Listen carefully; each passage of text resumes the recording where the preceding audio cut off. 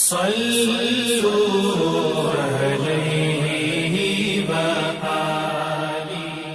بخاری حدیث نمبر 101۔ عورتوں نے رسول اللہ صلی اللہ علیہ وسلم سے کہا کہ آپ سے فائدہ اٹھانے میں مرد ہم سے آگے بڑھ گئے ہیں، اس لیے آپ اپنی طرف سے ہمارے وعظ کے لیے بھی کوئی دن خاص فرما دیں۔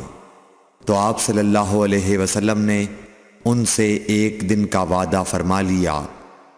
اس دن عورتوں سے آپ نے ملاقات کی اور انہیں وعظ فرمایا اور مناسب احکام سنائے۔ جو کچھ آپ صلی اللہ علیہ وسلم نے ان سے فرمایا تھا اس میں یہ بات بھی تھی کہ جو کوئی عورت تم میں سے اپنے 3 لڑکے آگے بھیج دے گی تو وہ اس کے لیے دوزخ سے پناہ بن جائیں گے۔ اس پر ایک عورت نے کہا اگر 2 بچے بھیج دے؟ آپ نے فرمایا ہاں، اور 2 کا بھی یہ حکم ہے۔ صحیح بخاری حدیث نمبر 103۔ نبی کریم صلی اللہ علیہ وسلم نے فرمایا کہ جس سے حساب لیا گیا اسے عذاب کیا جائے گا۔ حضرت عائشہ رضی اللہ تعالی عنہا فرماتی ہیں کہ یہ سن کر میں نے کہا کہ کیا اللہ نے یہ نہیں فرمایا کہ عنقریب اس سے آسان حساب لیا جائے گا؟ رسول اللہ صلی اللہ علیہ وسلم نے فرمایا کہ یہ صرف اللہ کے دربار میں پیشی کا ذکر ہے، لیکن جس کے حساب میں جانچ پڑتال کی گئی سمجھو وہ غارت ہو گیا۔ صحیح بخاری حدیث نمبر 104۔ رسول اللہ صلی اللہ علیہ وسلم نے اللہ کی حمد و ثنا بیان کی، پھر فرمایا کہ مکے کو اللہ نے حرام کیا ہے، آدمیوں نے حرام نہیں کیا۔ تو سن لو کہ کسی شخص کے لیے جو اللہ پر اور یوم آخرت پر ایمان رکھتا ہو جائز نہیں ہے کہ مکے میں خون ریزی کرے یا اس کا کوئی پیڑ کاٹے۔ پھر اگر کوئی اللہ کے رسول کے لڑنے کی وجہ سے اس کا جواز نکالے تو اس سے کہہ دو اللہ نے اپنے رسول کے لیے اجازت دی تھی، تمہارے لیے نہیں دی، اور مجھے بھی دن کے کچھ لمحوں کے لیے اجازت ملی تھی، آج اس کی حرمت لوٹ آئی جیسی کل تھی، اور حاضر غائب کو یہ بات پہنچا دے۔ صحیح بخاری حدیث نمبر 105۔ ایک مرتبہ ابو بکر رضی اللہ عنہ نے رسول اللہ صلی اللہ علیہ وسلم کا ذکر کیا کہ آپ صلی اللہ علیہ وسلم نے فرمایا تمہارے خون اور تمہارے مال، محمد کہتے ہیں کہ میرے خیال میں آپ نے اعراضکم کا لفظ بھی فرمایا، یعنی اور تمہاری آبروئیں تم پر حرام ہیں، جس طرح تمہارے آج کے دن کی حرمت تمہارے اس مہینے میں۔ سن لو یہ خبر حاضر غائب کو پہنچا دے۔ اور محمد راوی حدیث کہتے تھے کہ رسول اللہ صلی اللہ علیہ وسلم نے سچ فرمایا۔ پھر دوبارہ فرمایا کہ کیا میں نے اللہ کا یہ حکم تمہیں نہیں پہنچا دیا؟ صحیح بخاری حدیث نمبر 106۔ رسول اللہ صلی اللہ علیہ وسلم نے فرمایا کہ مجھ پر جھوٹ مت بولو، کیونکہ جو مجھ پر جھوٹ باندھے وہ دوزخ میں داخل ہو۔ صحیح بخاری حدیث نمبر 107۔ رسول اللہ صلی اللہ علیہ وسلم نے فرمایا کہ جو شخص مجھ پر جھوٹ باندھے گا وہ اپنا ٹھکانہ جہنم بنا لے۔ صحیح بخاری حدیث نمبر 108۔ نبی اکرم صلی اللہ علیہ وسلم نے فرمایا کہ جو شخص مجھ پر جان بوجھ کر جھوٹ باندھے تو وہ اپنا ٹھکانہ جہنم میں بنا لے۔ صحیح بخاری حدیث نمبر 109۔ رسول اللہ صلی اللہ علیہ وسلم نے فرمایا کہ جو شخص میرے نام سے وہ بات بیان کرے جو میں نے نہیں کہی تو وہ اپنا ٹھکانہ جہنم میں بنا لے۔ صحیح بخاری حدیث نمبر 110۔ رسول اللہ صلی اللہ علیہ وسلم کا فرمان ہے کہ اپنی اولاد کا میرے نام کے اوپر نام رکھو مگر میری کنیت اختیار نہ کرو، اور جس شخص نے مجھے خواب میں دیکھا تو بلا شبہ اس نے مجھے دیکھا، کیونکہ شیطان میری صورت میں نہیں آ سکتا۔ اور جو شخص مجھ پر جان بوجھ کر جھوٹ بولے وہ دوزخ میں اپنا ٹھکانہ تلاش کرے۔ صحیح بخاری حدیث نمبر 111۔ جحیفہ کہتے ہیں کہ میں نے حضرت علی رضی اللہ عنہ سے پوچھا کہ کیا تمہارے پاس کوئی اور بھی کتاب ہے؟ انہوں نے فرمایا کہ نہیں مگر اللہ کی کتاب قرآن ہے، یا پھر فہم ہے جو وہ ایک مسلمان کو عطا کرتا ہے، یا پھر جو کچھ صحیفے میں ہے۔ میں نے پوچھا اس صحیفے میں کیا ہے؟ انہوں نے فرمایا دیت اور قیدیوں کی رہائی کا بیان ہے، اور یہ حکم کہ مسلمان کافر کے بدلے قتل نہ کیا جائے۔ صحیح بخاری حدیث نمبر 112۔ قبیلہ خزاعہ کے کسی شخص نے بنو لیس کے کسی آدمی کو اپنے مقتول کے بدلے میں مار دیا تھا۔ یہ فتح مکہ والے سال کی بات ہے۔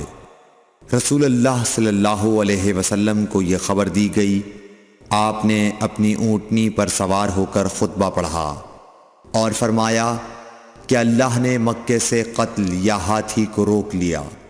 امام بخاری رحمۃ اللہ علیہ فرماتے ہیں اس لفظ کو شک کے ساتھ سمجھو۔ ایسا ہی ابو نعیم وغیرہ نے القتل اور الفیل کہا ہے۔ ان کے علاوہ دوسرے لوگ الفیل کہتے ہیں۔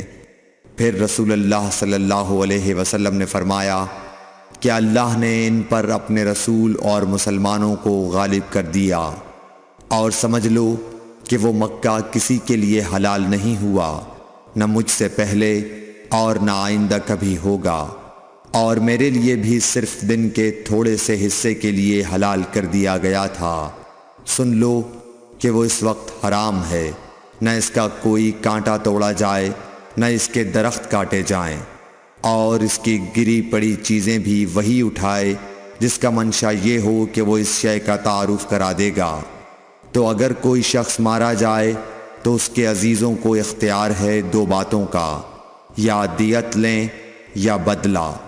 اتنے میں ایک یمنی آدمی ابو شاہ نامی آیا اور کہنے لگا یہ مسائل میرے لیے لکھوا دیجئے۔ تب آپ نے فرمایا کہ ابو فلاں کے لیے یہ مسائل لکھ دو۔ تو ایک قریشی شخص نے کہا یا رسول اللہ مگر اذخر، یعنی اذخر کاٹنے کی اجازت دے دیجئے، کیونکہ اسے ہم گھروں کی چھتوں پر ڈالتے ہیں یا مٹی ملا کر اور اپنی قبروں میں بھی ڈالتے ہیں۔ یہ سن کر رسول اللہ صلی اللہ علیہ وسلم نے فرمایا کہ ہاں مگر اذخر۔ صحیح بخاری حدیث نمبر 113۔ وہب بن منبح کے بھائی کہتے ہیں کہ میں نے حضرت ابو ہریرہ رضی اللہ تعالی عنہ کو کہتے ہوئے سنا کہ رسول اللہ صلی اللہ علیہ وسلم کے صحابہ میں عبداللہ بن عمر رضی اللہ عنہ کے علاوہ مجھ سے زیادہ کوئی حدیث بیان کرنے والا نہیں تھا، مگر وہ لکھ لیا کرتے تھے اور میں لکھتا نہیں تھا۔ صحیح بخاری حدیث نمبر 114۔ جب نبی اکرم صلی اللہ علیہ وسلم کے مرض میں شدت ہو گئی تو آپ صلی اللہ علیہ وسلم نے فرمایا کہ میرے پاس سامان کتابت لاؤ تاکہ تمہارے لیے ایک تحریر لکھ دوں تاکہ بعد میں تم گمراہ نہ ہو سکو۔ اس پر حضرت عمر رضی اللہ عنہ نے لوگوں سے کہا کہ اس وقت آپ صلی اللہ علیہ وسلم پر تکلیف کا غلبہ ہے اور ہمارے پاس اللہ کی کتاب قرآن موجود ہے جو ہمیں ہدایت کے لیے کافی ہے۔ اس پر لوگوں کی رائے مختلف ہو گئی اور شور و غل زیادہ ہونے لگا۔ آپ صلی اللہ علیہ وسلم نے فرمایا میرے پاس سے اٹھ کھڑے ہو، میرے پاس جھگڑنا ٹھیک نہیں۔ اس پر ابن عباس رضی اللہ عنہ یہ کہتے ہوئے نکل گئے کہ بے شک مصیبت بڑی سخت مصیبت ہے، وہ چیز جو ہمارے اور رسول کے اور آپ کی تحریر کے درمیان حائل ہو گئی۔ صحیح بخاری حدیث نمبر 115۔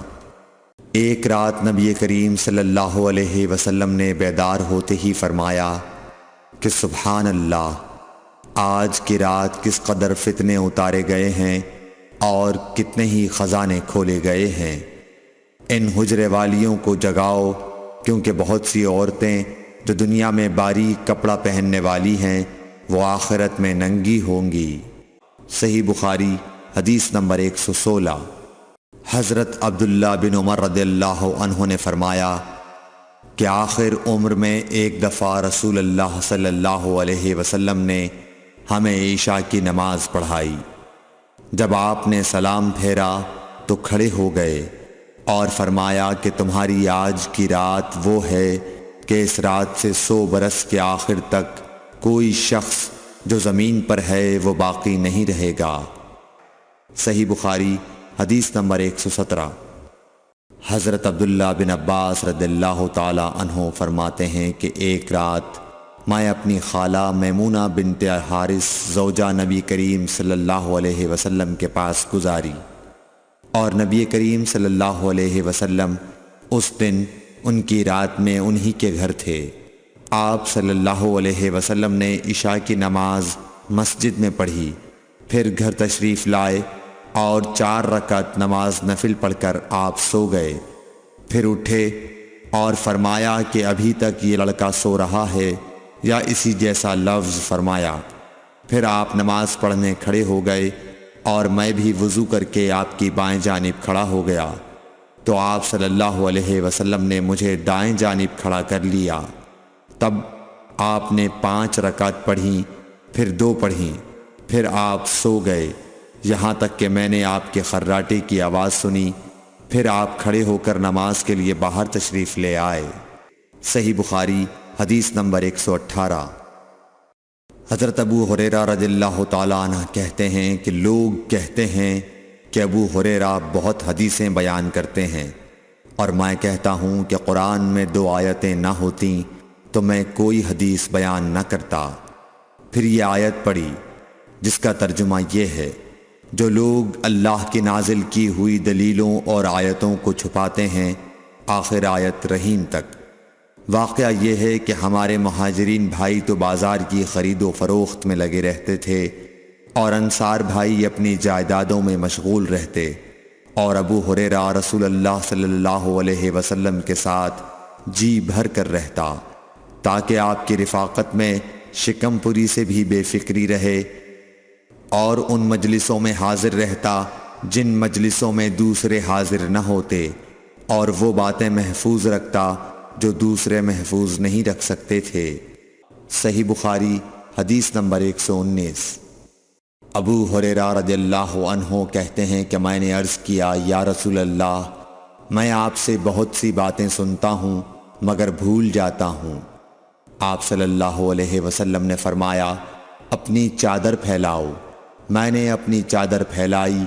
آپ صلی اللہ علیہ وسلم نے اپنے دونوں ہاتھوں کی چلو بنائی اور میری چادر میں ڈال دی۔ فرمایا کہ چادر کو بدن پر لپیٹ لو۔ میں نے چادر کو اپنے بدن پر لپیٹ لیا، پھر اس کے بعد میں کوئی چیز نہیں بھولا۔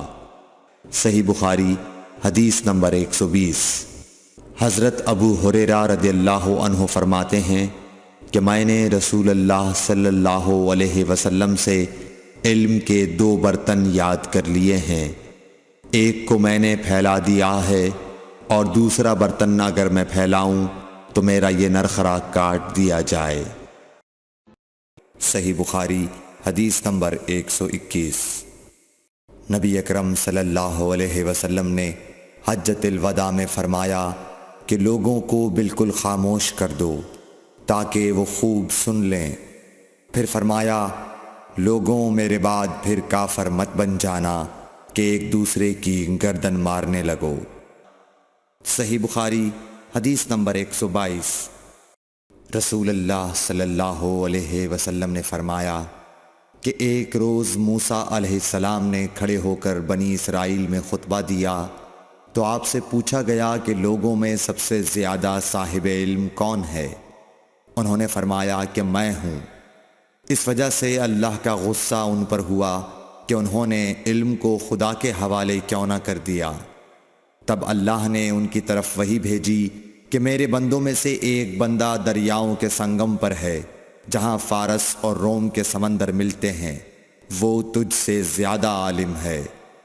موسیٰ علیہ السلام نے کہا کہ اے پروردگار، میری ان سے ملاقات کیسے ہو؟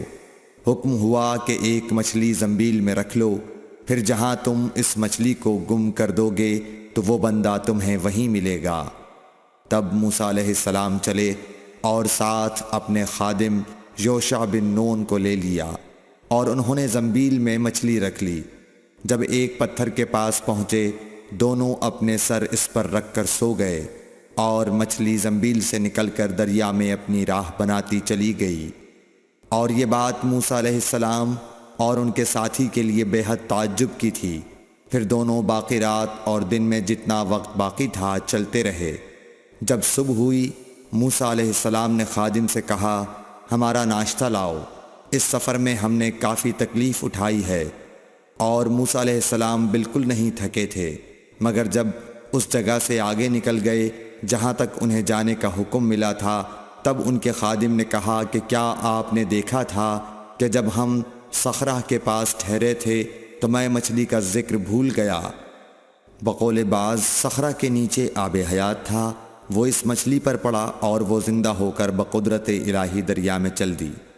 یہ سن کر موسیٰ علیہ السلام بولے کہ یہی وہ جگہ ہے جس کی ہمیں تلاش تھی، تو وہ پچھلے پاؤں واپس ہو گئے۔ جب پتھر تک پہنچے تو دیکھا کہ ایک شخص کپڑا اوڑھے ہوئے موجود ہے۔ موسیٰ علیہ السلام نے انہیں سلام کیا۔ خضر نے کہا کہ تمہاری سرزمین میں سلام کہاں؟ پھر موسیٰ علیہ السلام نے کہا کہ میں موسیٰ ہوں۔ خضر بولے کہ بنی اسرائیل کے موسیٰ؟ انہوں نے جواب دیا ہاں۔ پھر کہا کہ کیا میں آپ کے ساتھ چل سکتا ہوں تاکہ آپ مجھے ہدایت کی وہ باتیں بتلاؤ جو اللہ نے خاص آپ ہی کو سکھلائی ہیں۔ خضر بولے کہ تم میرے ساتھ صبر نہیں کر سکو گے۔ اے موسیٰ، مجھے اللہ نے ایسا علم دیا ہے جسے تم نہیں جانتے، اور تم کو جو علم دیا ہے اسے میں نہیں جانتا۔ اس پر موسیٰ علیہ السلام نے کہا کہ خدا نے چاہا تو آپ مجھے صابر پاؤ گے، اور میں کسی بات میں آپ کی نافرمانی نہیں کروں گا۔ پھر دونوں دریا کے کنارے کنارے پیدل چلے۔ ان کے پاس کوئی کشتی نہ تھی کہ ایک کشتی ان کے سامنے سے گزری تو کشتی والوں سے انہوں نے کہا کہ ہمیں بٹھا لو۔ خضر کو انہوں نے پہچان لیا اور بغیر کرائے کے سوار کر لیا۔ اتنے میں ایک چڑیا آئی اور کشتی کے کنارے پر بیٹھ گئی۔ پھر سمندر میں اس نے ایک یا دو چونچیں ماری۔ اسے دیکھ کر خضر بولے کہ اے موسیٰ، میرے اور تمہارے علم نے اللہ کے علم میں سے اتنا ہی کم کیا ہوگا جتنا اس چڑیا نے سمندر کے پانی سے۔ پھر خضر نے کشتی کے تختوں میں سے ایک تختہ نکال ڈالا۔ موسیٰ علیہ السلام نے کہا کہ ان لوگوں نے تو ہمیں کرایہ لیے بغیر مفت میں سوار کیا، اور آپ نے ان کی کشتی کی لکڑی اکھاڑ ڈالی تاکہ یہ ڈوب جائیں۔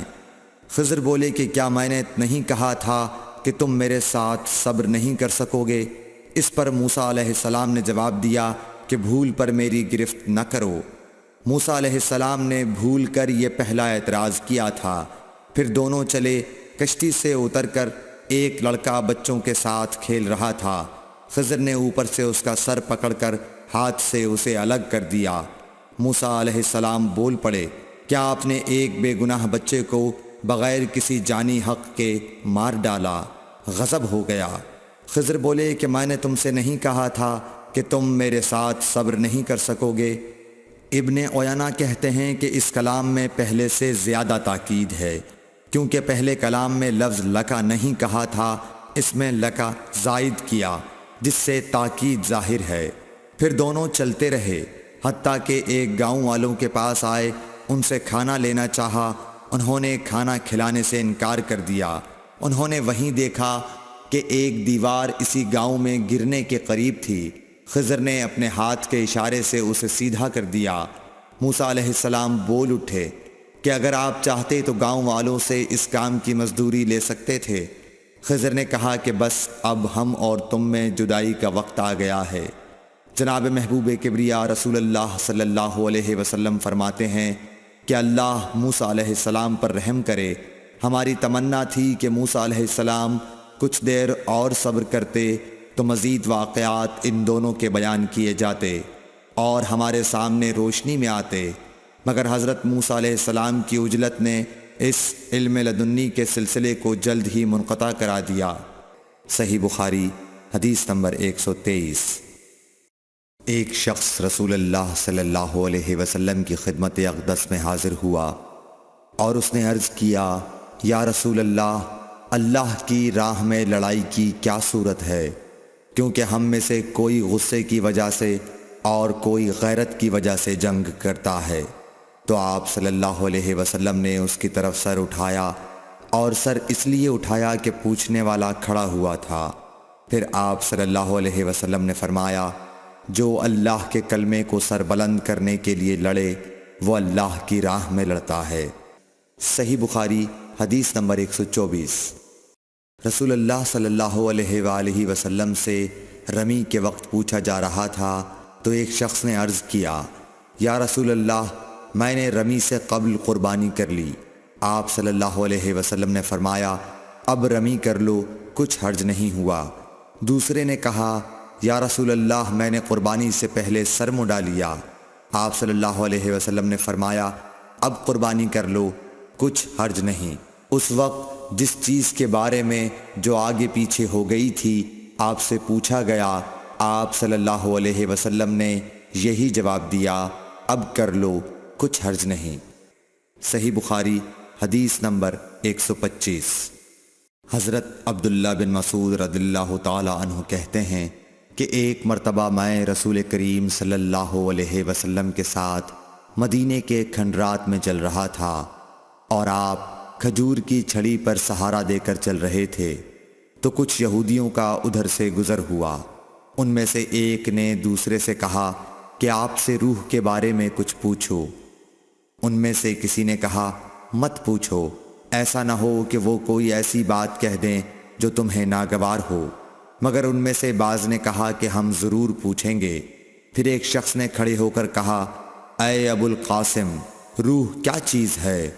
آپ نے خاموشی اختیار فرمائی۔ میں نے دل میں کہا کہ آپ پر وحی آ رہی ہے، اس لیے میں کھڑا ہو گیا۔ جب آپ صلی اللہ علیہ وسلم سے وہ کیفیت دور ہو گئی تو آپ صلی اللہ علیہ وسلم نے قرآن کی یہ آیت جو اس وقت نازل ہوئی تھی تلاوت فرمائی، اے نبی، تم سے یہ لوگ روح کے بارے میں پوچھ رہے ہیں، کہہ دو کہ روح میرے رب کے حکم سے ہے، اور تمہیں علم کا بہت تھوڑا حصہ دیا گیا ہے، اس لیے تم روح کی حقیقت نہیں سمجھ سکتے۔ صحیح بخاری حدیث نمبر 126۔ رسول اللہ صلی اللہ علیہ وآلہ وسلم نے ارشاد فرمایا کہ اے عائشہ، اگر تیری قوم دور جاہلیت کے ساتھ قریب نہ ہوتی بلکہ پرانی ہو گئی ہوتی، ابن زبیر نے کہا یعنی زمانہ کفر کے ساتھ قریب نہ ہوتی، تو میں کعبے کو توڑ دیتا اور اس کے لیے 2 دروازے بنا دیتا، ایک دروازے سے لوگ داخل ہوتے اور دوسرے دروازے سے باہر نکلتے۔ صحیح بخاری حدیث نمبر 127۔ حضرت علی رضی اللہ عنہ کا ارشاد ہے کہ لوگوں سے وہ باتیں کرو جنہیں وہ پہچانتے ہوں۔ کیا تمہیں یہ پسند ہے کہ لوگ اللہ اور اس کے رسول کو جھٹلا دیں؟ صحیح بخاری حدیث نمبر 128۔ ایک مرتبہ حضرت معاذ بن جبل رسول اللہ صلی اللہ علیہ وسلم کے پیچھے سواری پر سوار تھے۔ آپ نے فرمایا، اے معاذ، میں نے عرض کیا حاضر ہوں یا رسول اللہ۔ آپ صلی اللہ علیہ وسلم نے دوبارہ فرمایا، اے معاذ، میں نے عرض کیا حاضر ہوں اے اللہ کے رسول۔ آپ صلی اللہ علیہ وسلم نے 12 فرمایا، اے معاذ، میں نے عرض کیا حاضر ہوں اے اللہ کے رسول۔ 3 بار ایسا ہوا۔ اس کے بعد آپ صلی اللہ علیہ وسلم نے فرمایا کہ جو شخص سچے دل سے اس بات کی گواہی دے کہ اللہ کے سوا کوئی معبود نہیں ہے اور محمد صلی اللہ علیہ وسلم اللہ کے سچے رسول ہیں، اللہ تعالی اس کو دوزخ کی آگ پر حرام کر دیتا ہے۔ میں نے کہا، یا رسول اللہ، کیا اس بات سے لوگوں کو باخبر نہ کر دوں تاکہ وہ خوش ہو جائیں؟ آپ صلی اللہ علیہ وسلم نے فرمایا، اگر تم یہ خبر سناؤ گے تو لوگ اس پر بھروسہ کر بیٹھیں گے اور عمل چھوڑ دیں گے۔ صحیح بخاری حدیث نمبر 129۔ رسول کریم صلی اللہ علیہ وسلم نے ایک روز معاذ رضی اللہ عنہ سے فرمایا کہ جو شخص اللہ سے اس کیفیت کے ساتھ ملاقات کرے کہ اس نے اللہ کے ساتھ کسی کو شریک نہ کیا ہو وہ یقیناً جنت میں داخل ہوگا۔ معاذ بولے، یا رسول اللہ، کیا میں اس بات کی لوگوں کو بشارت نہ سنا دوں؟ آپ صلی اللہ علیہ وسلم نے فرمایا، نہیں، مجھے خوف ہے کہ لوگ اس پر بھروسہ کر بیٹھیں گے۔ صحیح بخاری حدیث نمبر 130۔ ام سلیم نامی ایک عورت رسول کریم صلی اللہ علیہ وسلم کی خدمت اقدس میں حاضر ہوئیں اور عرض کیا کہ یا رسول اللہ، اللہ تعالی حق بات بیان کرنے سے نہیں شرماتا، اس لیے میں پوچھتی ہوں کہ کیا احتلام سے عورت پر بھی غسل ضروری ہے؟ آپ صلی اللہ علیہ وسلم نے فرمایا کہ ہاں، جب عورت پانی دیکھ لے، یعنی کپڑے وغیرہ پر منی کا اثر معلوم ہو۔ تو یہ سن کر حضرت ام سلمہ رضی اللہ عنہا نے شرم کی وجہ سے اپنا چہرہ چھپا لیا اور کہا، یا رسول اللہ، کیا عورت کو بھی احتلام ہوتا ہے؟ آپ نے فرمایا، ہاں، تیرے ہاتھ خاک آلود ہوں، پھر کیوں اس کا بچہ اس کی صورت کے مشابہ ہوتا ہے؟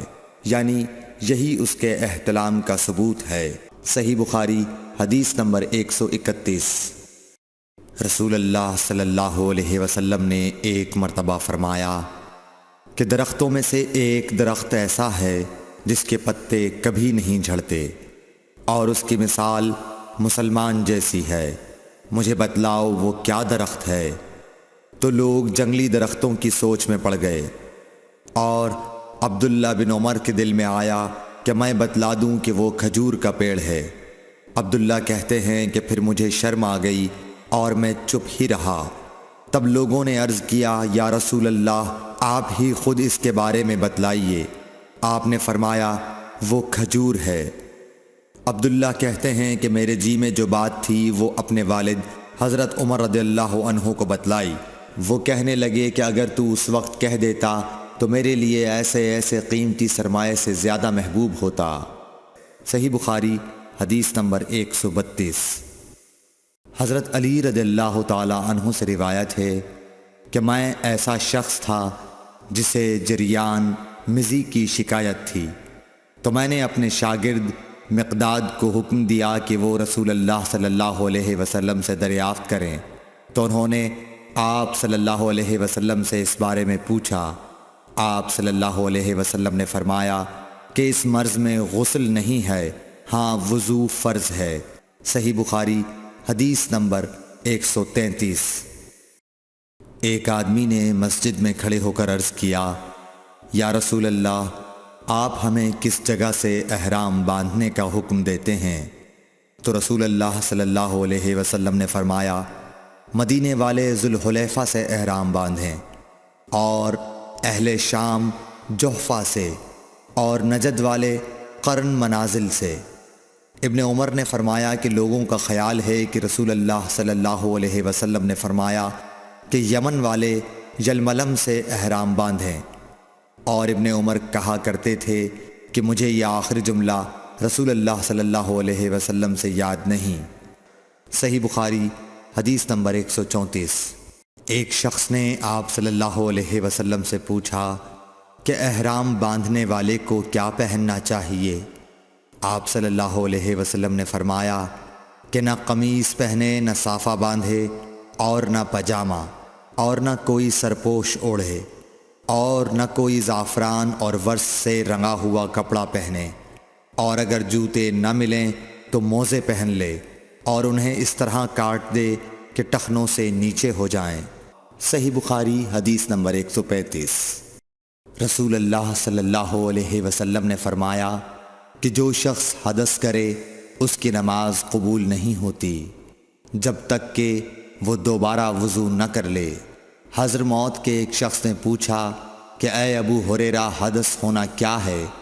آپ نے فرمایا، پخانے کے مقام سے نکلنے والی آواز والی یا بے آواز والی ہوا۔ صحیح بخاری حدیث نمبر 136۔ رسول اللہ صلی اللہ علیہ وآلہ وسلم نے فرمایا کہ میری امت کے لوگ وضو کے نشانات کی وجہ سے قیامت کے دن سفید پیشانی اور سفید ہاتھ پاؤں والوں کی شکل میں بلائے جائیں گے، تو تم میں سے جو کوئی اپنی چمک بڑھانا چاہتا ہے تو وہ بڑھا لے، یعنی وضو اچھی طرح کر لے۔ صحیح بخاری حدیث نمبر 137۔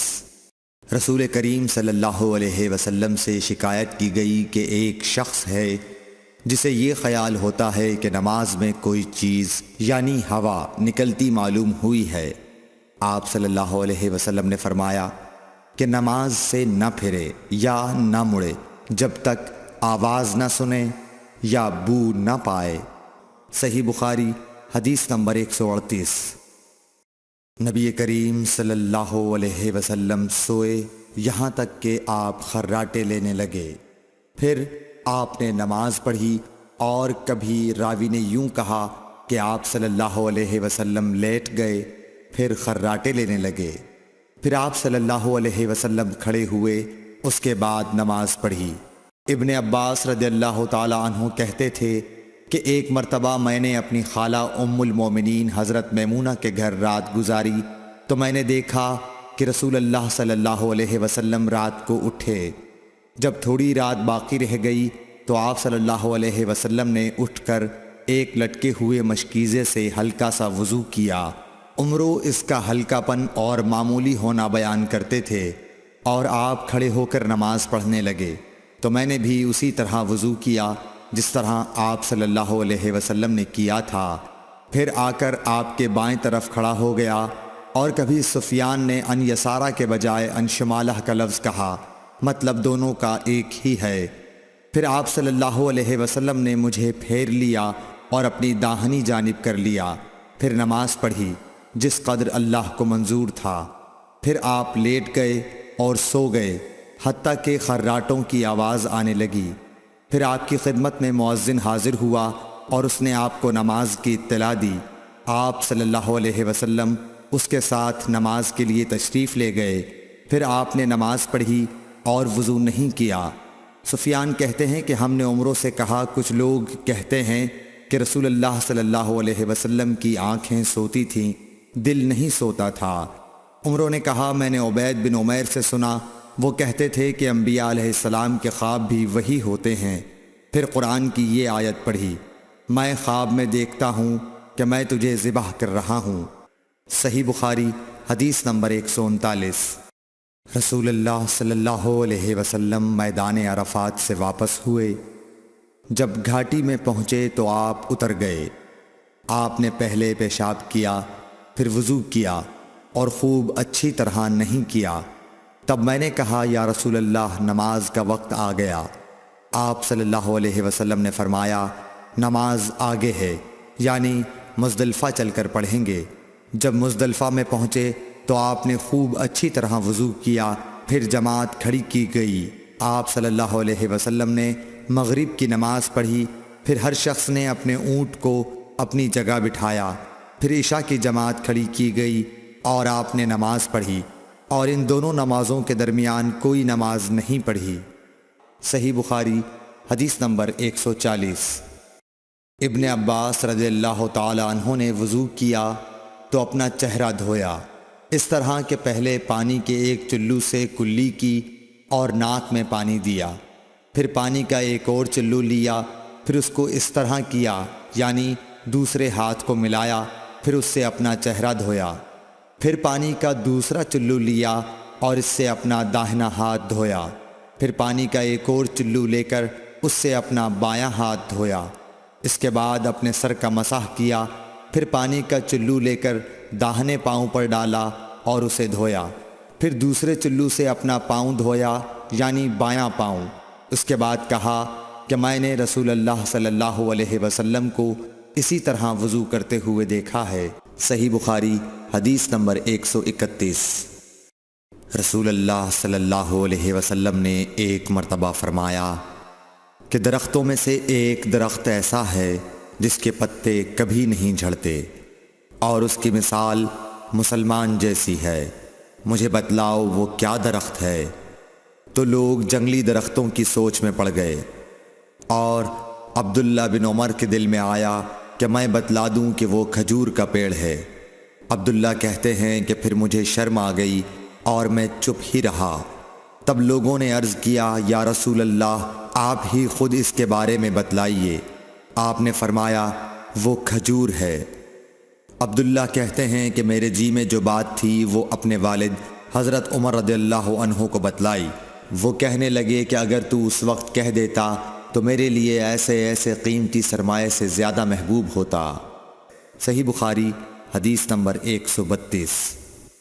حضرت علی رضی اللہ تعالی عنہ سے روایت ہے کہ میں ایسا شخص تھا جسے جریان مزی کی شکایت تھی، تو میں نے اپنے شاگرد مقداد کو حکم دیا کہ وہ رسول اللہ صلی اللہ علیہ وسلم سے دریافت کریں، تو انہوں نے آپ صلی اللہ علیہ وسلم سے اس بارے میں پوچھا۔ آپ صلی اللہ علیہ وسلم نے فرمایا کہ اس مرض میں غسل نہیں ہے، ہاں وضو فرض ہے۔ صحیح بخاری حدیث نمبر 133۔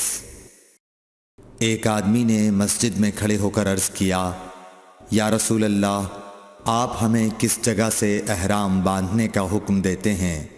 تو رسول اللہ صلی اللہ علیہ وسلم نے فرمایا، مدینے والے ذوالحلیفہ سے احرام باندھیں، اور اہل شام جحفہ سے، اور نجد والے قرن منازل سے۔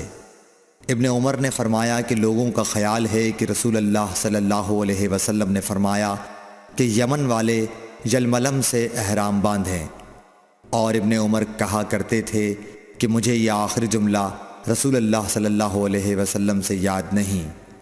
صحیح بخاری حدیث نمبر 134۔ ایک شخص نے آپ صلی اللہ علیہ وسلم سے پوچھا کہ احرام باندھنے والے کو کیا پہننا چاہیے؟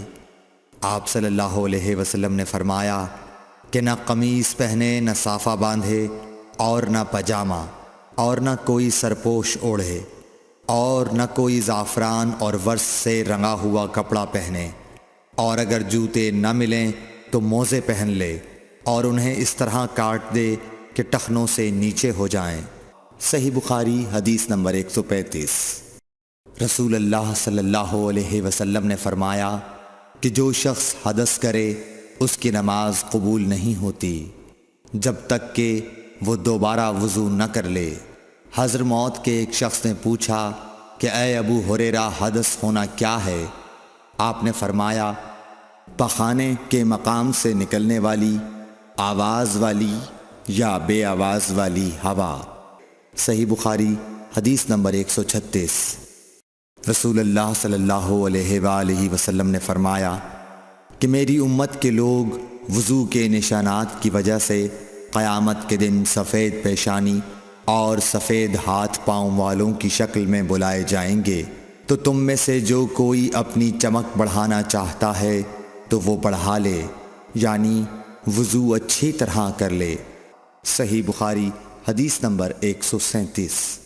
رسول کریم صلی اللہ علیہ وسلم سے شکایت کی گئی کہ ایک شخص ہے جسے یہ خیال ہوتا ہے کہ نماز میں کوئی چیز یعنی ہوا نکلتی معلوم ہوئی ہے۔ آپ صلی اللہ علیہ وسلم نے فرمایا کہ نماز سے نہ پھرے یا نہ مڑے جب تک آواز نہ سنے یا بو نہ پائے۔ صحیح بخاری حدیث نمبر 138۔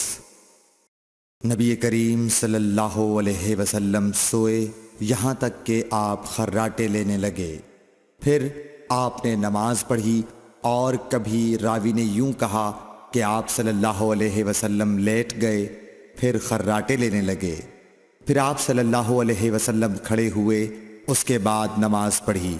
ابن عباس رضی اللہ تعالی عنہ کہتے تھے کہ ایک مرتبہ میں نے اپنی خالہ ام المومنین حضرت میمونہ کے گھر رات گزاری، تو میں نے دیکھا کہ رسول اللہ صلی اللہ علیہ وسلم رات کو اٹھے۔ جب تھوڑی رات باقی رہ گئی تو آپ صلی اللہ علیہ وسلم نے اٹھ کر ایک لٹکے ہوئے مشکیزے سے ہلکا سا وضو کیا۔ عمرو اس کا ہلکا پن اور معمولی ہونا بیان کرتے تھے، اور آپ کھڑے ہو کر نماز پڑھنے لگے، تو میں نے بھی اسی طرح وضو کیا جس طرح آپ صلی اللہ علیہ وسلم نے کیا تھا، پھر آ کر آپ کے بائیں طرف کھڑا ہو گیا، اور کبھی سفیان نے ان یسارہ کے بجائے ان شمالہ کا لفظ کہا، مطلب دونوں کا ایک ہی ہے۔ پھر آپ صلی اللہ علیہ وسلم نے مجھے پھیر لیا اور اپنی داہنی جانب کر لیا، پھر نماز پڑھی جس قدر اللہ کو منظور تھا، پھر آپ لیٹ گئے اور سو گئے حتیٰ کہ خراٹوں کی آواز آنے لگی۔ پھر آپ کی خدمت میں مؤذن حاضر ہوا اور اس نے آپ کو نماز کی اطلاع دی۔ آپ صلی اللہ علیہ وسلم اس کے ساتھ نماز کے لیے تشریف لے گئے۔ پھر آپ نے نماز پڑھی اور وضو نہیں کیا۔ سفیان کہتے ہیں کہ ہم نے عمروں سے کہا، کچھ لوگ کہتے ہیں کہ رسول اللہ صلی اللہ علیہ وسلم کی آنکھیں سوتی تھیں، دل نہیں سوتا تھا۔ عمروں نے کہا، میں نے عبید بن عمیر سے سنا، وہ کہتے تھے کہ انبیاء علیہ السلام کے خواب بھی وہی ہوتے ہیں۔ پھر قرآن کی یہ آیت پڑھی، میں خواب میں دیکھتا ہوں کہ میں تجھے ذبح کر رہا ہوں۔ صحیح بخاری حدیث نمبر 139۔ رسول اللہ صلی اللہ علیہ وسلم میدان عرفات سے واپس ہوئے۔ جب گھاٹی میں پہنچے تو آپ اتر گئے۔ آپ نے پہلے پیشاب کیا، پھر وضو کیا اور خوب اچھی طرح نہیں کیا۔ تب میں نے کہا، یا رسول اللہ، نماز کا وقت آ گیا۔ آپ صلی اللہ علیہ وسلم نے فرمایا، نماز آگے ہے، یعنی مزدلفہ چل کر پڑھیں گے۔ جب مزدلفہ میں پہنچے تو آپ نے خوب اچھی طرح وضو کیا، پھر جماعت کھڑی کی گئی۔ آپ صلی اللہ علیہ وسلم نے مغرب کی نماز پڑھی، پھر ہر شخص نے اپنے اونٹ کو اپنی جگہ بٹھایا، پھر عشاء کی جماعت کھڑی کی گئی اور آپ نے نماز پڑھی، اور ان دونوں نمازوں کے درمیان کوئی نماز نہیں پڑھی۔ صحیح بخاری حدیث نمبر 140۔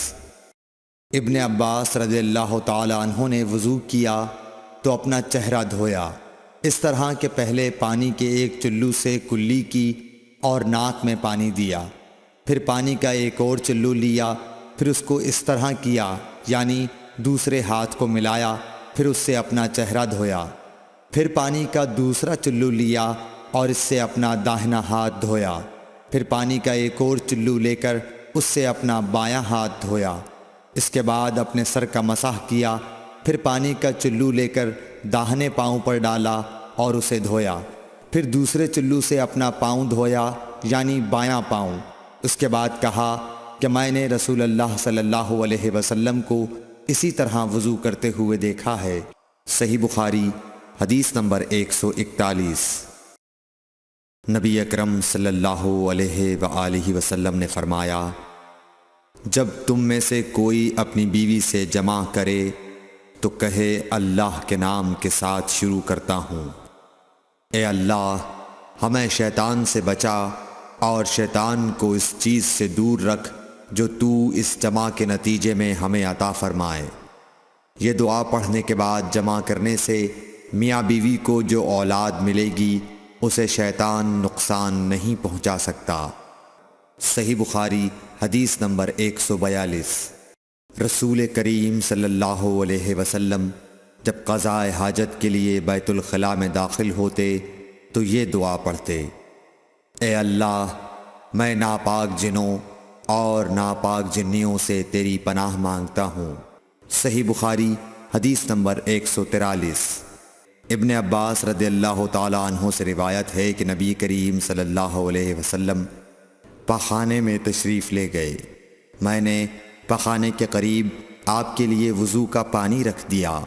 باہر نکل کر آپ نے پوچھا، یہ کس نے رکھا؟ جب آپ کو بتلایا گیا تو آپ نے میرے لیے دعا کی اور فرمایا، اے اللہ، اس کو دین کی سمجھ عطا فرمائیو۔ صحیح بخاری حدیث نمبر 144۔ رسول اللہ صلی اللہ علیہ وسلم نے فرمایا کہ جب تم میں سے کوئی پخانے میں جائے تو قبلے کی طرف منہ کرے، نہ اس کی طرف پشت کرے، بلکہ مشرق کی طرف منہ کر لو یا مغرب کی طرف۔ صحیح بخاری حدیث نمبر 145۔ لوگ کہتے تھے کہ جب قضاء حاجت کے لیے بیٹھو تو نہ قبلے کی طرف منہ کرو نہ بیت المقدس کی طرف۔ یہ سن کر عبداللہ بن عمر رضی اللہ تعالی عنہ نے فرمایا کہ ایک دن میں اپنے گھر کی چھت پر چڑھا تو میں نے حضرت صلی اللہ علیہ وسلم کو دیکھا کہ آپ بیت المقدس کی طرف منہ کر کے 2 اینٹوں پر قضاء حاجت کے لیے بیٹھے ہیں۔ پھر عبداللہ بن عمر رضی اللہ عنہ نے واسع سے کہا کہ شاید تم ان لوگوں میں سے ہو جو اپنے چوتڑوں کے بل نماز پڑھتے ہیں۔ تب میں نے کہا، اللہ کی قسم میں نہیں جانتا کہ آپ کا مطلب کیا ہے۔ امام مالک رحمۃ اللہ نے کہا کہ عبداللہ بن عمر رضی اللہ تعالی عنہ نے اس سے وہ شخص مراد لیا جو نماز میں زمین سے اونچا نہ رہے، سجدے میں زمین سے چمٹ جائے۔ صحیح بخاری حدیث نمبر 146۔ رسول اللہ صلی اللہ علیہ وسلم کی بیویاں رات میں مناصے کی طرف قضاء حاجت کے لیے جاتیں، اور مناصے ایک کھلا میدان ہے، تو حضرت عمر رسول اللہ صلی اللہ علیہ وسلم سے کہا کرتے تھے کہ اپنی بیویوں کو پردہ کرائیے، مگر رسول اللہ صلی اللہ علیہ وسلم نے اس پر عمل نہیں کیا۔ ایک روز رات کو عشاء کے وقت حضرت سودا بنت زمعہ رسول اللہ صلی اللہ علیہ وسلم کی اہلیہ جو دراز قد عورت تھیں باہر گئیں۔ حضرت عمر رضی اللہ عنہ نے انہیں آواز دی اور کہا ہم نے تمہیں پہچان لیا، اور ان کی خواہش یہ تھی کہ پردے کا حکم نازل ہو جائے، چنانچہ اس کے بعد اللہ نے پردے کا حکم نازل فرما دیا۔ صحیح بخاری حدیث نمبر 147۔ آپ صلی اللہ علیہ وسلم نے اپنی بیویوں سے فرمایا کہ تمہیں قضاء حاجت کے لیے باہر نکلنے کی اجازت ہے۔ صحیح بخاری حدیث نمبر 148۔ عبداللہ بن عمر رضی اللہ تعالی عنہ فرماتے ہیں کہ ایک دن میں اپنی بہن اور رسول اللہ صلی اللہ علیہ وسلم کی اہلیہ محترمہ حفصہ کے مکان کی چھت پر اپنی کسی ضرورت سے چڑھا، تو مجھے رسول اللہ صلی اللہ علیہ وسلم قضاء حاجت کرتے وقت قبلے کی طرف پشت اور شام کی طرف منہ کیے ہوئے نظر آئے۔ صحیح بخاری حدیث نمبر 149۔ عبداللہ بن عمر رضی اللہ تعالی عنہ نے خبر دی، وہ کہتے ہیں کہ ایک دن میں اپنے گھر کی چھت پر چڑھا تو مجھے رسول اللہ صلی اللہ علیہ وسلم 2 اینٹوں پر قضاء حاجت کے وقت بیت المقدس کی طرف منہ کیے ہوئے نظر آئے۔ صحیح بخاری حدیث نمبر 150۔ انس بن مالک رضی اللہ تعالی عنہ کہتے تھے کہ جب رسول اللہ صلی اللہ علیہ وسلم رفع حاجت کے لیے نکلتے تو میں اور ایک لڑکا اپنے ساتھ پانی کا برتن لے آتے تھے، مطلب یہ کہ اس پانی سے رسول اللہ صلی اللہ علیہ وسلم طہارت کیا کرتے تھے۔ صحیح بخاری حدیث نمبر 151۔ انس رضی اللہ تعالی عنہ کہتے ہیں کہ جب نبی کریم صلی اللہ علیہ وسلم قضاء حاجت کے لیے نکلتے، میں اور ایک لڑکا دونوں آپ صلی اللہ علیہ وسلم کے پیچھے جاتے تھے، اور ہمارے ساتھ پانی کا ایک برتن ہوتا تھا۔ صحیح بخاری حدیث نمبر 152۔ انس بن مالک کہتے تھے کہ رسول اللہ صلی اللہ علیہ وسلم پخانے میں جاتے تو میں اور ایک لڑکا پانی کا برتن اور نیزہ لے کر چلتے تھے، پانی سے آپ طہارت کرتے تھے۔ صحیح بخاری حدیث نمبر 153۔ رسول اللہ صلی اللہ علیہ وسلم نے فرمایا، جب تم میں سے کوئی پانی پیے تو برتن میں سانس نہ لے، اور جب پخانے میں جائے تو اپنی شرمگاہ کو داہنے ہاتھ سے نہ چھوئے اور نہ داہنے ہاتھ سے استنجا کرے۔ صحیح بخاری حدیث نمبر 154۔ نبی کریم صلی اللہ علیہ وسلم نے فرمایا، جب تم میں سے کوئی پیشاب کرے تو اپنا وضو اپنے داہنے ہاتھ سے نہ پکڑے، نہ داہنے سے طہارت کرے، نہ پانی پیتے وقت برتن میں سانس لے۔ صحیح بخاری حدیث نمبر 155۔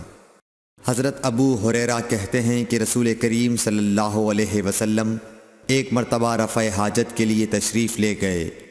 آپ کی عادت مبارکہ تھی کہ آپ چلتے وقت ادھر ادھر نہیں دیکھا کرتے تھے، تو میں بھی آپ کے پیچھے آپ کے قریب پہنچ گیا۔ مجھے دیکھ کر آپ نے فرمایا کہ مجھے پتھر ڈھونڈ دو تاکہ میں ان سے پاکی حاصل کروں، یا اسی جیسا کوئی لفظ فرمایا، اور فرمایا کہ ہڈی اور گوبر نہ لانا۔ چنانچہ میں اپنے دامن میں پتھر بھر کر آپ کے پاس لے گیا اور آپ کے پہلو میں رکھ دیے اور آپ کے پاس سے ہٹ گیا۔ جب آپ قضاء حاجت سے فارغ ہوئے تو آپ نے پتھروں سے استنجا کیا۔ صحیح بخاری حدیث نمبر 156۔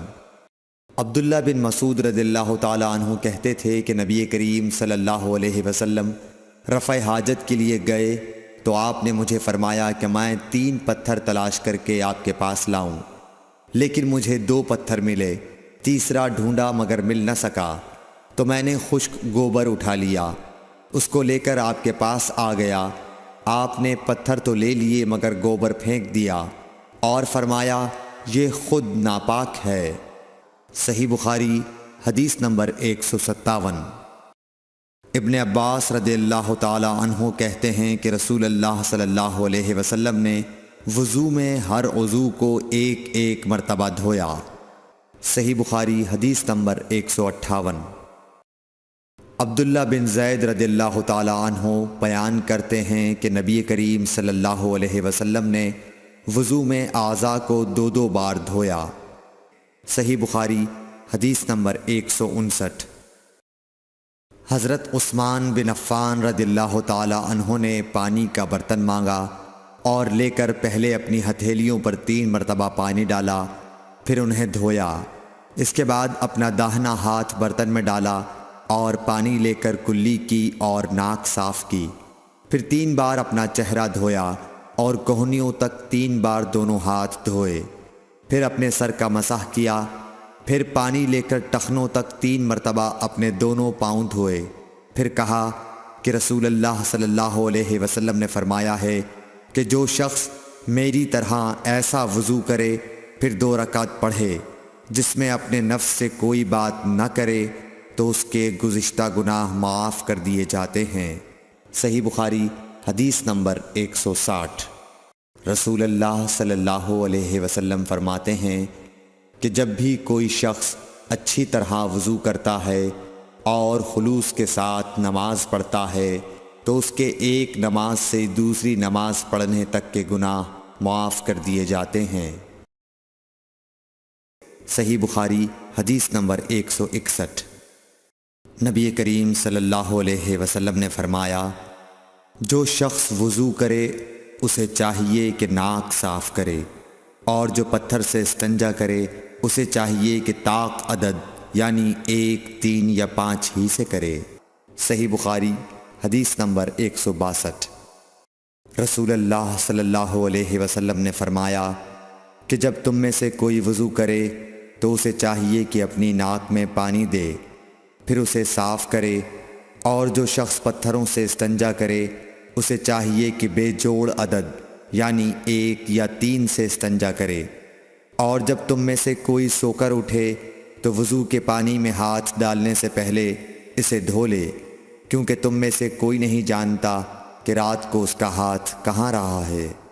صحیح بخاری حدیث نمبر 163۔ عبداللہ بن عمر رضی اللہ تعالی عنہ کہتے ہیں کہ ایک مرتبہ رسول اللہ صلی اللہ علیہ وسلم ایک سفر میں ہم سے پیچھے رہ گئے، پھر تھوڑی دیر بعد آپ صلی اللہ علیہ وسلم نے ہم کو پا لیا اور عصر کا وقت آ پہنچا تھا۔ ہم وضو کرنے لگے اور اچھی طرح پاؤں دھونے کے بجائے جلدی میں ہم پاؤں پر مسح کرنے لگے۔ آپ صلی اللہ علیہ وسلم نے فرمایا، ایڑیوں کے لیے آگ کا عذاب ہے، 2 مرتبہ یا 3 مرتبہ فرمایا۔ صحیح بخاری حدیث نمبر 164۔ حضرت عثمان رضی اللہ تعالی عنہ نے وضو کا پانی منگوایا اور اپنے دونوں ہاتھوں پر برتن سے پانی لے کر ڈالا، پھر دونوں ہاتھوں کو 3 دفعہ دھویا، پھر اپنا داہنا ہاتھ وضو کے پانی میں ڈالا، پھر کلی کی، پھر ناک میں پانی دیا، پھر ناک صاف کی، پھر 3 دفعہ اپنا منہ دھویا اور کوہنیوں تک 3 دفعہ ہاتھ دھوئے، پھر اپنے سر کا مسح کیا، پھر ہر ایک پاؤں 3 دفعہ دھویا، پھر فرمایا، میں نے رسول اللہ صلی اللہ علیہ وسلم کو دیکھا کہ آپ میرے اس وضو جیسا وضو فرمایا کرتے تھے، اور آپ صلی اللہ علیہ وسلم نے فرمایا کہ جو شخص میرے اس وضو جیسا وضو کرے اور حضور قلب سے 2 رکعت پڑھے جس میں اپنے دل سے باتیں نہ کرے تو اللہ تعالیٰ اس کے پچھلے گناہ معاف کر دیتا ہے۔ صحیح بخاری حدیث نمبر 165۔ ابو ہریرہ رضی اللہ تعالیٰ عنہ لوگوں کے پاس سے گزرے اور لوگ لوٹے سے وضو کر رہے تھے۔ آپ رضی اللہ تعالیٰ عنہ نے کہا، اچھی طرح وضو کرو، کیونکہ ابو القاسم صلی اللہ علیہ وسلم نے فرمایا، خشک ایڑیوں کے لیے آگ کا عذاب ہے۔ صحیح بخاری حدیث نمبر 166۔ عبداللہ بن جریح نے عبداللہ بن عمر سے کہا، اے ابو عبد الرحمن، میں نے تمہیں 4 ایسے کام کرتے ہوئے دیکھا ہے جنہیں تمہارے ساتھیوں کو کرتے ہوئے نہیں دیکھا۔ وہ کہنے لگے، اے ابن جریح وہ کیا ہیں؟ ابن جریح نے کہا کہ میں نے طواف کے وقت آپ کو دیکھا کہ 2 یمانی رکنوں کے سوا کسی اور رکن کو آپ نہیں چھوتے ہو۔ دوسرے میں نے آپ کو سبتی جوتے پہنے ہوئے دیکھا، اور تیسرے میں نے دیکھا کہ آپ زرد رنگ استعمال کرتے ہو، اور چوتھی بات میں نے یہ دیکھی کہ جب آپ مکے میں تھے لوگ ذی الحج کا چاند دیکھ کر لبیک پکارنے لگتے ہیں اور حج کا احرام باندھ لیتے ہیں، اور آپ 8ویں تاریخ تک احرام نہیں باندھتے۔ حضرت عبداللہ بن عمر رضی اللہ تعالی عنہ نے جواب دیا کہ دوسرے ارکان کو تو میں یوں نہیں چھوتا کہ میں نے رسول اللہ صلی اللہ علیہ وسلم کو یمانی رکنوں کے علاوہ کسی اور رکن کو چھوتے ہوئے نہیں دیکھا، اور رہے سبتی جوتے تو میں نے رسول اللہ صلی اللہ علیہ وسلم کو ایسے جوتے پہنے ہوئے دیکھا کہ جن کے چمڑے پر بال نہیں تھے، اور آپ انہی کو پہنے پہنے وضو فرمایا کرتے تھے، تو میں بھی انہی کو پہننا پسند کرتا ہوں۔ اور زرد رنگ کی یہ بات ہے کہ میں نے رسول اللہ صلی اللہ علیہ وسلم کو زرد رنگ رنگتے ہوئے دیکھا ہے، تو میں بھی اسی رنگ سے رنگنا پسند کرتا ہوں۔ اور احرام باندھنے کا معاملہ یہ ہے کہ میں نے رسول اللہ صلی اللہ علیہ وسلم کو اس وقت تک احرام باندھتے ہوئے نہیں دیکھا جب تک آپ کی اونٹنی آپ کو لے کر نہ چل پڑتی۔ صحیح بخاری حدیث نمبر 167۔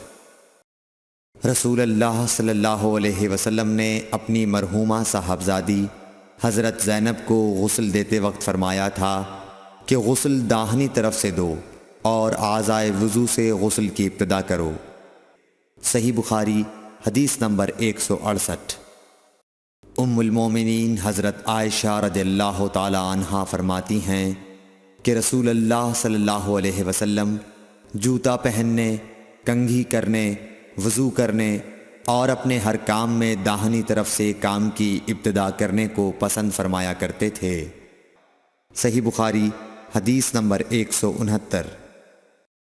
انس بن مالک رضی اللہ تعالی عنہ فرماتے ہیں کہ میں نے رسول اللہ صلی اللہ علیہ وسلم کو دیکھا کہ نماز عصر کا وقت آ گیا، لوگوں نے پانی تلاش کیا، جب انہیں پانی نہ ملا تو رسول اللہ صلی اللہ علیہ وسلم کے پاس ایک برتن میں وضو کے لیے پانی لایا گیا۔ رسول اللہ صلی اللہ علیہ وسلم نے اس میں اپنا ہاتھ ڈال دیا اور لوگوں کو حکم دیا کہ اسی برتن سے وضو کریں۔ حضرت انس رضی اللہ تعالی عنہ کہتے ہیں کہ میں نے دیکھا کہ آپ کی انگلیوں کے نیچے سے پانی چشمے کی طرح ابل رہا تھا، یہاں تک کہ قافلے کے آخری آدمی نے بھی وضو کر لیا۔ صحیح بخاری حدیث نمبر 170۔ ابن سیرین کہتے ہیں کہ میں نے عبیدہ رضی اللہ تعالی عنہ سے کہا کہ ہمارے پاس رسول اللہ صلی اللہ علیہ وسلم کے کچھ بال مبارک ہیں جو ہمیں حضرت انس رضی اللہ تعالی عنہ سے یا ان کے گھر والوں کی طرف سے ملے ہیں۔ یہ سن کر عبیدہ نے کہا کہ اگر میرے پاس ان بالوں میں سے ایک بھی ہو تو وہ میرے لیے ساری دنیا اور اس کی ہر چیز سے زیادہ عزیز ہے۔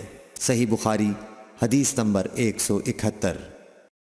رسول کریم صلی اللہ علیہ وسلم نے حجۃ الوداع میں جب سر کے بال منڈوائے تو سب سے پہلے ابو طلحہ رضی اللہ تعالی عنہ نے آپ کے بال لیے تھے۔ صحیح بخاری حدیث نمبر 172۔ رسول اللہ صلی اللہ علیہ وسلم نے فرمایا کہ جب کتا تم میں سے کسی کے برتن میں سے کچھ پی لے تو اس کو 7 مرتبہ دھو لو تو پاک ہو جائے گا۔ صحیح بخاری حدیث نمبر 173۔ رسول کریم صلی اللہ علیہ وسلم نے فرمایا کہ ایک شخص نے ایک کتے کو دیکھا جو پیاس کی وجہ سے گیلی مٹی کھا رہا تھا، تو اس شخص نے اپنا موزہ لیا اور اس سے پانی بھر کر پلانے لگا حتیٰ کہ اس کو خوب سیراب کر دیا۔ اللہ نے اس شخص کے اس کام کی قدر کی اور اسے جنت میں داخل کر دیا۔ صحیح بخاری حدیث نمبر 174۔ رسول اللہ صلی اللہ علیہ وسلم کے زمانے میں کتے مسجد میں آتے جاتے تھے، لیکن لوگ ان جگہوں پر پانی نہیں چھڑکتے تھے۔ صحیح بخاری حدیث نمبر 175۔ عدی بن حاتم کہتے ہیں کہ میں نے رسول اللہ صلی اللہ علیہ وسلم سے کتے کے شکار کے متعلق دریافت کیا تو آپ صلی اللہ علیہ وسلم نے فرمایا کہ جب تو اپنے سدھائے ہوئے کتے کو چھوڑے اور وہ شکار کر لے تو اس شکار کو کھا، اور اگر وہ کتا اس شکار میں سے خود کچھ کھا لے تو اس کو نہ کھائیو، کیونکہ اب اس نے شکار اپنے لیے پکڑا ہے۔ میں نے کہا کہ بعض دفعہ میں شکار کے لیے اپنے کتے چھوڑتا ہوں، پھر اس کے ساتھ دوسرے کتے کو بھی پاتا ہوں۔ آپ صلی اللہ علیہ وسلم نے فرمایا پھر مت کھا، کیونکہ تم نے بسم اللہ اپنے کتے پر پڑھی تھی، دوسرے کتے پر نہیں پڑھی۔ صحیح بخاری حدیث نمبر 176۔ رسول کریم صلی اللہ علیہ وسلم نے فرمایا کہ بندہ اس وقت تک نماز ہی میں رہتا ہے جب تک وہ مسجد میں نماز کا انتظار کرتا رہے، تا وقت کہ وہ حدث نہ کرے۔ ایک اجمی آدمی نے پوچھا کہ اے ابو ہریرہ، حدث کیا چیز ہے؟ انہوں نے فرمایا کہ ہوا جو پیچھے سے خارج ہو، جسے عرف عام میں گوز مارنا کہتے ہیں۔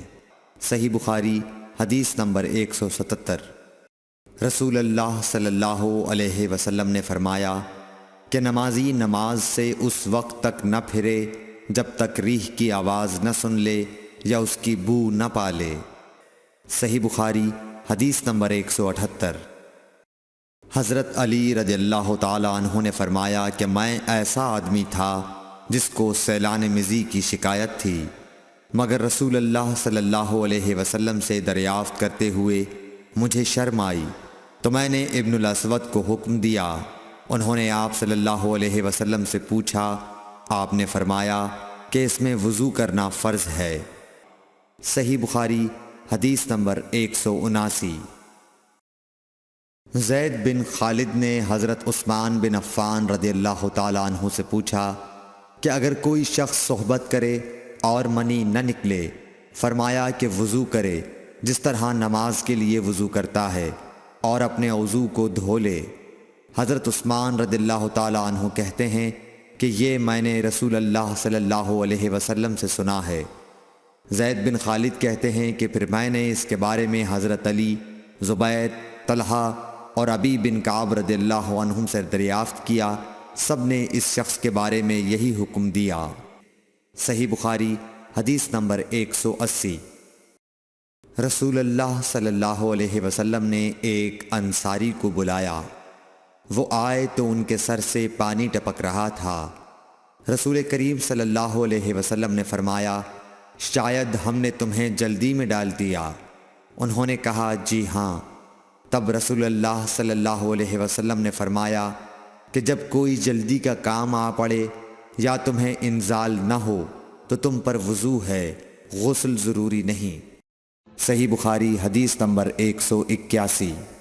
رسول کریم صلی اللہ علیہ وسلم جب عرفہ سے لوٹے تو پہاڑ کی گھاٹی کی جانب مڑ گئے اور رفع حاجت کی۔ اسامہ کہتے ہیں کہ پھر آپ نے وضو کیا اور میں آپ صلی اللہ علیہ وسلم کے اعضاء پر پانی ڈالنے لگا اور آپ وضو فرماتے رہے۔ میں نے کہا یا رسول اللہ، آپ اب نماز پڑھیں گے؟ آپ نے فرمایا نماز کا مقام تمہارے سامنے یعنی مزدلفہ میں ہے، وہاں نماز پڑھی جائے گی۔ صحیح بخاری حدیث نمبر 182۔ مغیرہ بن شعبہ رضی اللہ عنہ ایک سفر میں رسول کریم صلی اللہ علیہ وسلم کے ساتھ تھے۔ وہاں آپ رفع حاجت کے لیے تشریف لے گئے۔ جب آپ واپس آئے، آپ نے وضو شروع کیا تو مغیرہ بن شعبہ آپ کے اعضائے وضو پر پانی ڈالنے لگے۔ آپ صلی اللہ علیہ وسلم وضو کر رہے تھے۔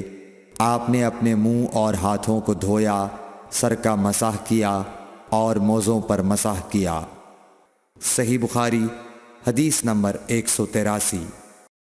عبداللہ بن عباس رضی اللہ تعالی عنہ نے رات رسول کریم صلی اللہ علیہ وسلم کی زوجہ مطہرہ اور اپنی خالہ میمونہ رضی اللہ عنہا کے گھر میں گزاری۔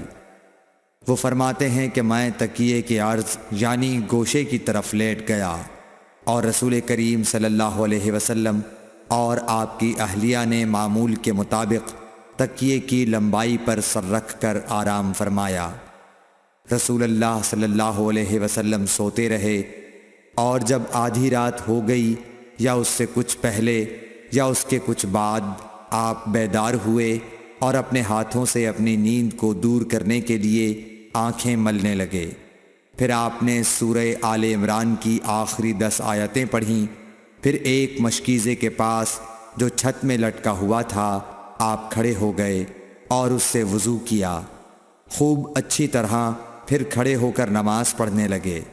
ابن عباس رضی اللہ تعالیٰ عنہ کہتے ہیں، میں نے بھی کھڑے ہو کر اسی طرح کیا جس طرح آپ نے وضو کیا تھا۔ پھر جا کر میں بھی آپ کے پہلو مبارک میں کھڑا ہو گیا۔ آپ نے اپنا داہنا ہاتھ میرے سر پر رکھا اور میرا دایاں کان پکڑ کر اسے مروڑنے لگے۔ پھر آپ نے 2 رکعتیں پڑھیں، اس کے بعد پھر 2 رکعتیں پڑھیں، پھر 2 رکعتیں پڑھیں، پھر 2 رکعتیں پڑھیں، پھر 2 رکعتیں پڑھیں، پھر 2 رکعتیں پڑھ کر اس کے بعد آپ نے وتر پڑھا اور لیٹ گئے۔ پھر جب مؤذن آپ کے پاس آیا تو آپ نے اٹھ کر 2 رکعت معمولی طور پر پڑھیں، پھر باہر تشریف لا کر صبح کی نماز پڑھی۔ صحیح بخاری حدیث نمبر 184۔ اسماء بنت ابی بکر کہتی ہیں کہ میں رسول اللہ صلی اللہ علیہ وسلم کی زوجہ محترمہ عائشہ رضی اللہ تعالی عنہا کے پاس ایسے وقت آئی جب کہ سورج کو گہن لگ رہا تھا اور لوگ کھڑے ہو کر نماز پڑھ رہے تھے۔ کیا دیکھتی ہوں وہ بھی کھڑے ہو کر نماز پڑھ رہی ہیں۔ میں نے کہا کہ لوگوں کو کیا ہو گیا ہے، تو انہوں نے اپنے ہاتھ سے آسمان کی طرف اشارہ کر کے کہا سبحان اللہ۔ میں نے کہا کیا یہ کوئی خاص نشانی ہے؟ تو انہوں نے اشارے سے کہا کہ ہاں، تو میں بھی آپ کے ساتھ نماز کے لیے کھڑی ہو گئی۔ آپ نے اتنا قیام فرمایا کہ مجھ پر غشی طاری ہونے لگی اور میں اپنے سر پر پانی ڈالنے لگی۔ جب رسول اللہ صلی اللہ علیہ وسلم نماز سے فارغ ہوئے تو آپ نے اللہ کی حمد و ثنا بیان کی اور فرمایا آج کوئی چیز ایسی نہیں رہی جس کو میں نے اپنی اس جگہ نہ دیکھ لیا ہو، حتیٰ کہ جنت اور دوزخ کو بھی دیکھ لیا، اور مجھ پر یہ وحی کی گئی ہے کہ تم لوگوں کو قبروں میں آزمایا جائے گا، دجال جیسی آزمائش یا اس کے قریب قریب۔ راوی کا بیان ہے کہ میں نہیں جانتی کہ اسماء نے کون سا لفظ کہا۔ تم میں سے ہر ایک کے پاس اللہ کے فرشتے بھیجے جائیں گے اور اس سے کہا جائے گا کہ تمہارا اس شخص یعنی محمد صلی اللہ علیہ وسلم کے بارے میں کیا خیال ہے؟ پھر اسماء نے لفظ ایماندار کہا یا یقین رکھنے والا کہا، مجھے یاد نہیں۔ بہرحال وہ شخص کہے گا کہ محمد صلی اللہ علیہ وسلم اللہ کے سچے رسول ہیں، وہ ہمارے پاس نشانیاں اور ہدایت کی روشنی لے کر آئے، ہم نے اسے قبول کیا، ایمان لائے اور آپ کا اتباع کیا۔ پھر اس سے کہہ دیا جائے گا کہ تو سو جا، در حال یہ کہ تو مرد صالح ہے اور ہم جانتے تھے کہ تو مومن ہے۔ اور بہرحال منافق یا شکی آدمی، اسماء نے کون سا لفظ کہا مجھے یاد نہیں، جب اس سے پوچھا جائے گا کہے گا کہ میں کچھ نہیں جانتا، میں نے لوگوں کو جو کہتے سنا وہی میں نے بھی کہہ دیا۔ صحیح بخاری حدیث نمبر 185۔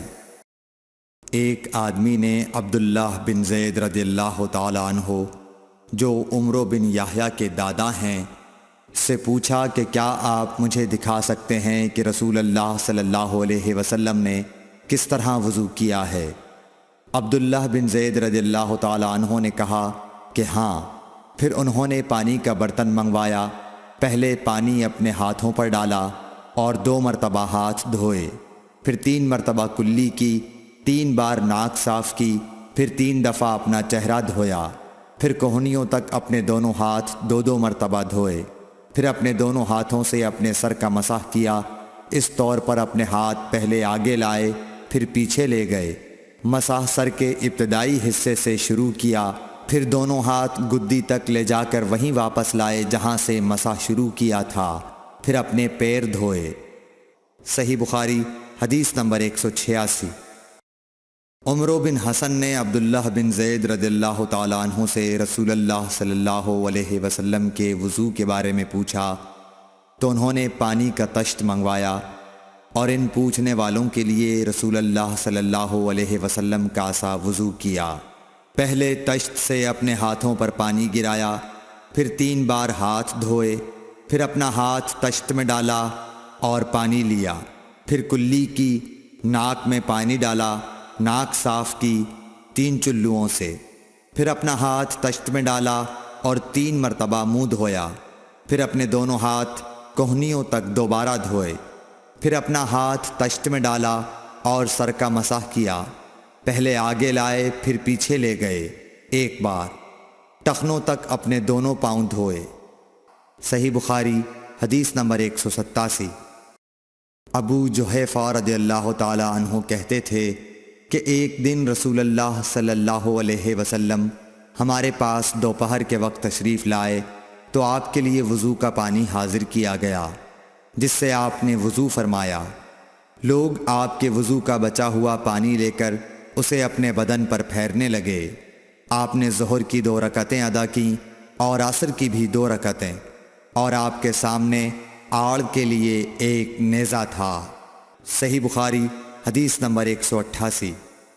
ابو موسیٰ اشعری رضی اللہ تعالی عنہ کہتے ہیں کہ نبی کریم صلی اللہ علیہ وسلم نے ایک پیالہ منگوایا جس میں پانی تھا، اس سے آپ نے اپنے ہاتھ دھوئے اور اسی پیالے میں منہ دھویا اور اسی میں کلی فرمائی، پھر فرمایا تو تم لوگ اس کو پی لو اور اپنے چہروں اور سینوں پر ڈال لو۔ صحیح بخاری حدیث نمبر 189۔ محمود بن ربی جب چھوٹے تھے تو رسول اللہ صلی اللہ علیہ وسلم نے انہی کے کنویں کے پانی سے ان کے منہ میں کلی ڈالی تھی، اور عروہ نے اسی حدیث کو مسعور وغیرہ سے بھی روایت کیا ہے، اور ہر ایک راوی ان دونوں میں سے ایک دوسرے کی تصدیق کرتے ہیں کہ جب رسول اللہ صلی اللہ علیہ وسلم وضو فرماتے تو آپ کے بچے ہوئے وضو کے پانی پر صحابہ رضی اللہ عنہم جھگڑنے کے قریب ہو جاتے تھے۔ صحیح بخاری حدیث نمبر 190۔ صائب بن یزید کہتے تھے کہ میری خالہ مجھے نبی کریم صلی اللہ علیہ وسلم کی خدمت میں لے گئیں اور عرض کیا کہ یا رسول اللہ، میرا یہ بھانجا بیمار ہے۔ آپ صلی اللہ علیہ وسلم نے میرے سر پر اپنا ہاتھ پھیرا اور میرے لیے برکت کی دعا فرمائی، پھر آپ نے وضو کیا اور میں نے آپ کے وضو کا بچا ہوا پانی پیا، پھر میں آپ کی کمر کے پیچھے کھڑا ہو گیا اور میں نے مہر نبوت دیکھی جو آپ کے مونڈھوں کے درمیان ایسی تھی جیسے چھپر کھٹ کی گھنڈی یا کبوتر کا انڈا۔ صحیح بخاری حدیث نمبر 191۔ عبداللہ بن زید رضی اللہ تعالی عنہ نے وضو کرتے وقت برتن سے پہلے اپنے دونوں ہاتھوں پر پانی ڈالا، پھر انہیں دھویا، پھر دھویا، یا یوں کہا کہ کلی کی اور ناک میں ایک چلو سے پانی ڈالا اور 3 مرتبہ اسی طرح کیا، پھر 3 مرتبہ اپنا چہرہ دھویا، پھر کوہنیوں تک اپنے دونوں ہاتھ 2 بار دھوئے، پھر سر کا مسح کیا، اگلی جانب اور پچھلی جانب کا، اور ٹخنوں تک اپنے دونوں پاؤں دھوئے، پھر کہا کہ رسول اللہ صلی اللہ علیہ وسلم کا وضو اسی طرح ہوا کرتا تھا۔ صحیح بخاری حدیث نمبر 192۔ عبداللہ بن زید رضی اللہ تعالی عنہ سے رسول کریم صلی اللہ علیہ وسلم کے وضو کے بارے میں پوچھا تو عبداللہ بن زید رضی اللہ عنہ نے پانی کا ایک تشت منگوایا، پھر ان لوگوں کے دکھانے کے لیے وضو شروع کیا۔ پہلے تشت سے اپنے ہاتھوں پر پانی گرایا، پھر انہیں 3 بار دھویا، پھر اپنا ہاتھ برتن کے اندر ڈالا، پھر کلی کی اور ناک میں پانی ڈال کر ناک صاف کی 3 چلوؤں سے 3 دفعہ، پھر اپنا ہاتھ برتن کے اندر ڈالا اور اپنے منہ کو 3 بار دھویا، پھر اپنا ہاتھ برتن کے اندر ڈالا اور دونوں ہاتھ کوہنیوں تک 2 بار دھوئے، پھر سر پر مسح کیا، اس طرح کہ پہلے آگے کی طرف اپنا ہاتھ لائے، پھر پیچھے کی طرف لے گئے، پھر برتن میں اپنا ہاتھ ڈالا اور اپنے دونوں پاؤں دھوئے۔ دوسری روایت میں ہم سے موسیٰ نے ان سے وہیب نے بیان کیا کہ آپ نے سر کا مسح 1 دفعہ کیا۔ صحیح بخاری حدیث نمبر 193۔ رسول کریم صلی اللہ علیہ وسلم کے زمانے میں عورت اور مرد سب ایک ساتھ ایک ہی برتن سے وضو کیا کرتے تھے، یعنی وہ مرد اور عورتیں جو ایک دوسرے کے محرم ہوتے۔ صحیح بخاری حدیث نمبر 194۔ حضرت جابر رضی اللہ تعالی عنہ کہتے تھے کہ رسول کریم صلی اللہ علیہ وسلم میری مزاج پرسی کے لیے تشریف لائے۔ میں بیمار تھا، ایسا کہ مجھے ہوش تک نہیں تھا۔ آپ نے وضو کیا اور اپنے وضو کا پانی مجھ پر چھڑکا تو مجھے ہوش آ گیا۔ میں نے عرض کیا، یا رسول اللہ، میرا وارث کون ہوگا؟ میرا تو صرف ایک کلالہ وارث ہے۔ اس پر آیت میراث نازل ہوئی۔ صحیح بخاری حدیث نمبر 195۔ ایک مرتبہ نماز کا وقت آ گیا تو جس شخص کا مکان قریب ہی تھا وہ وضو کرنے اپنے گھر چلا گیا، اور کچھ لوگ جن کے مکان دور تھے رہ گئے۔ تو رسول کریم صلی اللہ علیہ وسلم کے پاس پتھر کا ایک لگن لایا گیا جس میں کچھ پانی تھا، اور وہ اتنا چھوٹا تھا کہ آپ اس میں اپنی ہتھیلی نہیں پھیلا سکتے تھے، مگر سب نے اس برتن کے پانی سے وضو کر لیا۔ ہم نے حضرت انس رضی اللہ عنہ سے پوچھا کہ تم کتنے نفر تھے؟ کہا 80 سے کچھ زیادہ ہی تھے۔ صحیح بخاری حدیث نمبر 196۔ رسول کریم صلی اللہ علیہ وسلم نے ایک پیالہ منگوایا جس میں پانی تھا، پھر اس میں آپ نے اپنے دونوں ہاتھوں اور چہرے کو دھویا اور اسی میں کلی کی۔ صحیح بخاری حدیث نمبر 197۔ عبداللہ بن زید کہتے ہیں کہ رسول کریم صلی اللہ علیہ وسلم ہمارے گھر تشریف لائے۔ ہم نے آپ صلی اللہ علیہ وسلم کے لیے تانبے کے برتن میں پانی نکالا، اس سے آپ نے وضو کیا، 3 بار چہرہ دھویا، 2 بار ہاتھ دھوئے اور سر کا مسح کیا، اس طرح کہ پہلے آگے کی طرف ہاتھ لائے، پھر پیچھے کی جانب لے گئے اور پیر دھوئے۔ صحیح بخاری حدیث نمبر 198۔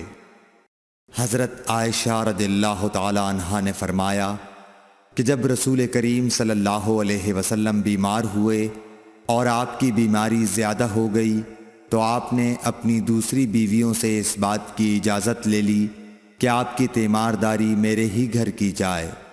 انہوں نے آپ کو اجازت دے دی۔ ایک روز رسول کریم صلی اللہ علیہ وسلم 2 آدمیوں کے درمیان سہارا لے کر گھر سے نکلے۔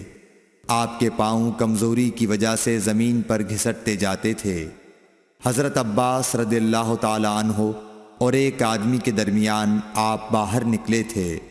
عبید اللہ راوی حدیث کہتے ہیں کہ میں نے یہ حدیث عبداللہ بن عباس رضی اللہ تعالی عنہ کو سنائی تو وہ بولے، تم جانتے ہو دوسرا آدمی کون تھا؟ میں نے عرض کیا کہ نہیں۔ کہنے لگے وہ علی رضی اللہ تعالی عنہ تھے۔